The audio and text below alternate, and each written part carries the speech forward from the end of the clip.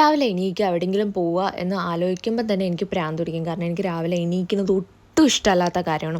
എത്ര താമസിച്ച് വേണമെങ്കിലും ഞാൻ ഉറങ്ങും, പക്ഷേ എനിക്ക് രാവിലെ എണീക്കാൻ ഒട്ടും തന്നെ പറ്റത്തില്ല കേട്ടോ. അപ്പോൾ ഇതാ രാവിലെ ബാഗും എടുത്തുകൊണ്ട് റെയിൽവേ സ്റ്റേഷനിലോട്ട് പോവുകയാണ്. കാരണം ഒരു ചെറിയ യാത്രയുണ്ട്. യാത്രയെ പറ്റിയൊന്നും പറയണ്ട, കാരണം ഞാൻ നേരെ റെയിൽവേ സ്റ്റേഷനിൽ പോയിട്ട് എനിക്കറിയില്ലായിരുന്നു അവിടെ ട്രെയിൻ വന്നിട്ടുണ്ടോ ഇല്ലയോ. ഞാൻ കുറച്ച് ലേറ്റായിപ്പോൾ. അപ്പോൾ ഞാൻ അടുത്ത് നിന്ന് ആളെടുത്ത് കേട്ടു, ഇന്ന സ്ഥലത്തോട്ട് പോണ ട്രെയിൻ പോയോ എന്ന്. അപ്പോൾ ആൾ പറഞ്ഞു ഇല്ല, പോയില്ല എന്ന് പറഞ്ഞു.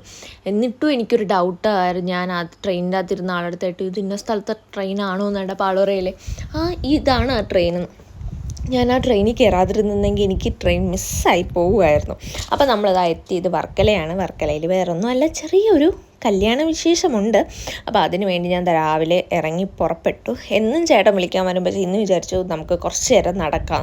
നടന്നപ്പോൾ നല്ല നല്ല കാഴ്ചകളൊക്കെ ഉണ്ടായിരുന്നു. അതിന് ഭയങ്കരമായിട്ട് ഇഷ്ടപ്പെട്ടു. കാരണം ഇങ്ങനെ നടന്നിട്ട് കുറച്ചധികം നാളായി. അപ്പോൾ നടന്നപ്പം തന്നെ അവിടെ ഒരു പട്ടി നിൽക്കണുണ്ടോ, അതിനെ കണ്ടപ്പോൾ തന്നെ എനിക്ക് ചെറിയൊരു പേടിയായിരുന്നു. കാരണം അത് കടിക്കാൻ വരുമോ എന്ന്.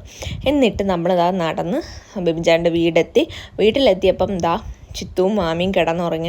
മാമിയനെ കണ്ടപ്പം തന്നെ അങ്ങ് കലി കയറി തുടങ്ങി. കാരണം അവളുടെ ഉറക്കം ഞാൻ കളഞ്ഞല്ലോ എന്ന് ഓർത്ത്. അപ്പം ഇന്നത്തേക്ക് ഇത്രയേ ഉള്ളൂ. അപ്പോൾ അടുത്ത വീഡിയോ കാണുന്നവരെ ടാറ്റാ ബൈ ബൈ.